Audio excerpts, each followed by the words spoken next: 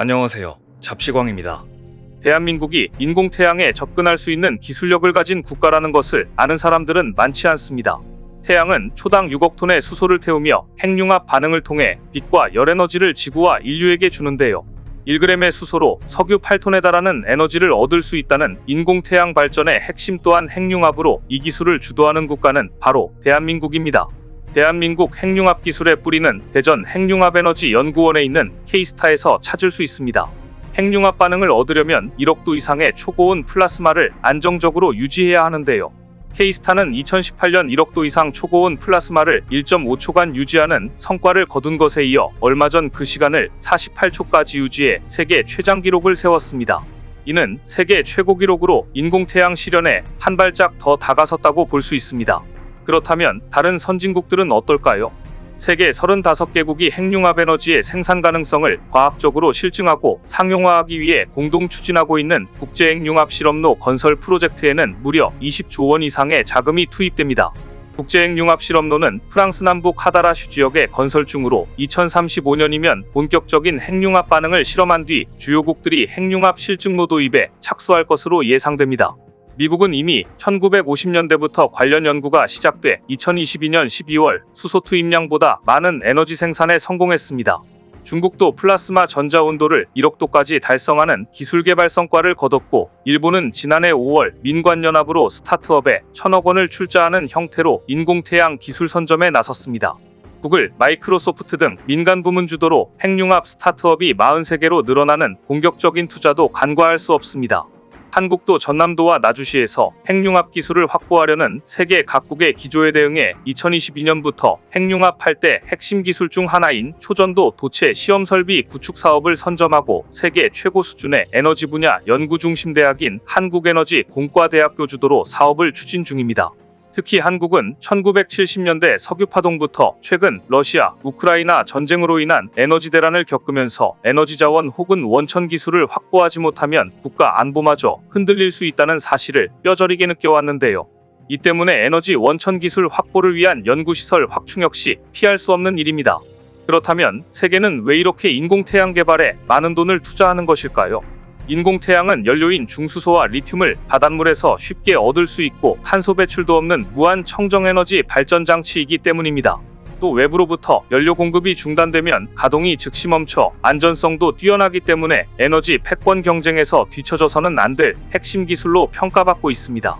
최근 한국 연구진이 개발한 핵융합 연구장치인 K스타가 1억 도 초고온을 48초간 유지하는 데 성공해 한국이 인공태양 강국임을 또 한 번 입증했는데요. 이 기록은 K스타가 갖고 있던 종전 세계 기록 30초를 자체 경신한 것입니다. 핵융합 반응이 일어나려면 1억 도 이상 초고온 상태의 플라스마가 필요합니다. 태양은 자체 질량과 중력으로 초고온 플라스마 상태를 스스로 만들지만 지구에서는 1억 도의 초고온 플라스마를 인위적으로 만들어야 합니다. 한국 연구진이 개발한 K스타는 이런 플라스마를 만들어내는 핵융합 실험시설입니다. 한국은 K스타를 2007년 완공한 이후 괄목할 만한 성과를 내왔는데 가장 최근인 지난달 48초를 유지하는 데 성공한 것입니다. 한국연구진은 2026년까지 1억 도 초고온을 300초간 운전하는 것이 목표로 하고 있는데요. 이 정도 시간을 유지하면 핵융합으로 실제 발전소를 돌리기 위한 기본 조건을 만들 수 있게 됩니다. 또한 인공태양 분야에서 빠질 수 없는 것이 바로 수소 관련 기술입니다. 한국은 이 수소 관련 기술 강국이기도 한데요. 그런데 최근 한국 의 기술이 만개할 수 있는 놀라운 소식이 전해졌습니다. 최근 땅속에서 엄청난 양의 천연수소가 발견되면서 전 세계의 에너지 패러다임이 변화하고 있습니다. 그리고 이 과정에서 한국이 중추적인 역할을 하게 될 가능성이 한층 높아졌습니다. 보고 계신 모습은 알바니아 북동부 불키저 지역 크롬 광산의 갱도 950m 아래 위치한 무릉덩이입니다. 프랑스 로랑트루시의 연구팀은 이곳에서 거품이 일며 수소가스를 뿜어내는 무릉덩이, 즉 천연수소 대량 매장지를 찾아내 세계를 놀라게 했습니다. 연구팀이 이 무릉덩이에서 방출되는 수소가스를 종합한 결과 불키저 크롬 광산에서 뿜어져 나오는 수소가스는 한 해 최소 200톤이 넘으며 순도 84%에 이른다는 분석이 나왔습니다. 이는 몸체 길이 245m의 세계 최대 비행선 힌덴부르크호 열대를 채우고도 남을 양으로 지금까지 오피올라이트 지대에서 발견된 천연수소 샘들과 비교했을 때 1000배 많은 양입니다. 이번에 연구팀이 발견한 천연수소 샘이 위치한 광산은 수천만 년 전 아프리카 지각판과 유럽 지각판이 충돌해 생성된 오피올라이트 지대인데요. 알바니아 천연수소 샘의 발견으로 앞으로 이와 유사한 오피올라이트 지대를 중심으로 천연수소를 탐사하려는 시도가 늘어날 것으로 보입니다.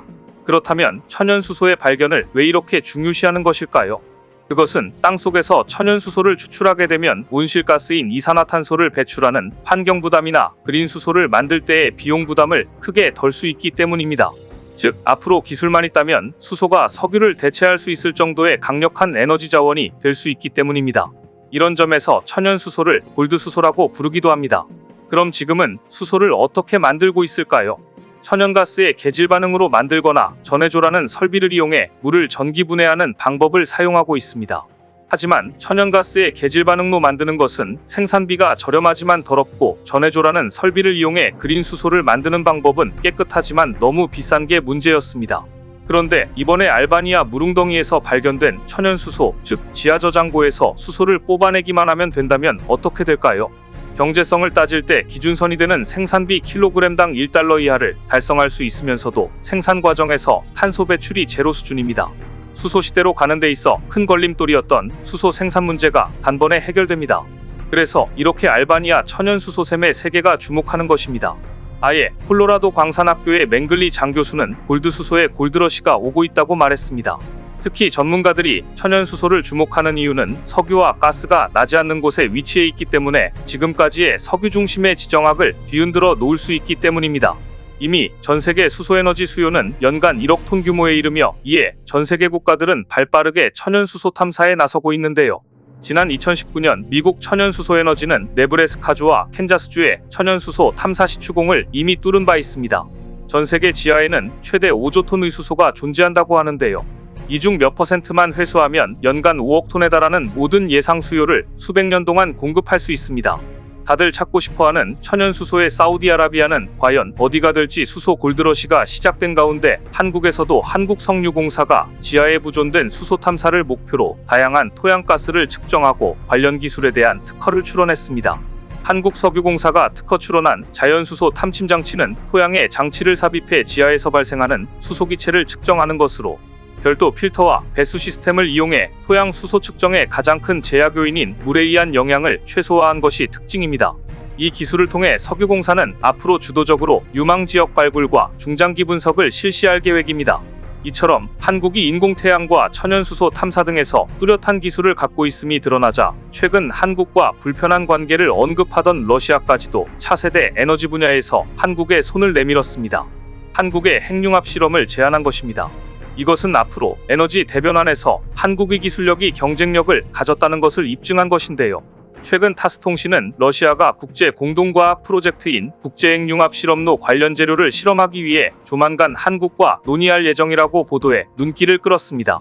러시아 국영 원자력 회사 로사톰 소속 ITER 엔지니어링 연구소의 아나톨리 크라실리코프 소장은 국제핵융합 실험로의 핵융합로 가장 안쪽 벽인 제1벽에 쓰일 혁신적 물질 실험에 한국 전문가들과 논의할 계획이라고 밝혔습니다.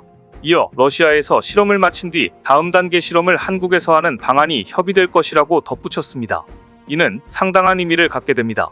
러시아에서 1차 실험을 통해 검증을 마친 다음 실제 개발과 양산 관련된 기술은 한국과 협업이 필요하다는 것을 러시아 측에서 인정한 것이기 때문입니다.